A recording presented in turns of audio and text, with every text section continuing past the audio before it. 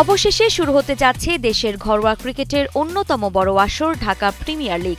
এ খবরে স্বস্তি ফিরেছে ক্রিকেটারদের মাঝে। এই উদ্যোগ নেয়ার জন্য বিসিবির অ্যাডহক কমিটির সভাপতি তামিম ইকবালের প্রতি কৃতজ্ঞতা জানিয়েছেন অভিজ্ঞ ক্রিকেটার মাহমুদুল্লাহ রিয়াদ।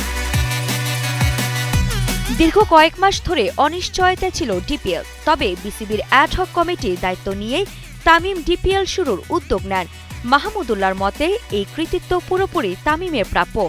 ডিপিএল শুরু হওয়া মানেই শুধু খেলার সুযোগ নয়, এটি ক্রিকেটারদের আয়ের একটি বড় উৎস।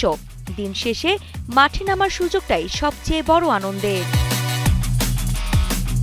এদিকে ২০০৫ সালে যে টানা সপ্তমবারের মতো বেস্ট টিস্যু পেপার ব্র্যান্ড হিসেবে স্বীকৃতি পেয়েছে বসুন্ধরা টিস্যু ক্লাব দিয়ে মাহমুদুল্লাহ রিয়াদের পথ চলা শুরু, সে প্রাইম ব্যাংক ক্রিকেট ক্লাবে আবারও ফিরছেন তিনি। ক্লাবটির পেশাদারিত্ব নিয়েও বেশ সন্তুষ্ট। সময় মতো পারিশ্রমিক এবং মানসম্মত সুযোগ সুবিধার জন্য ক্লাবটির প্রশংসা করেছেন তিনি। এছাড়া আসন্ন মৌসুমে দলটিকে বেশ ভারসাম্যপূর্ণ মনে করছেন তিনি।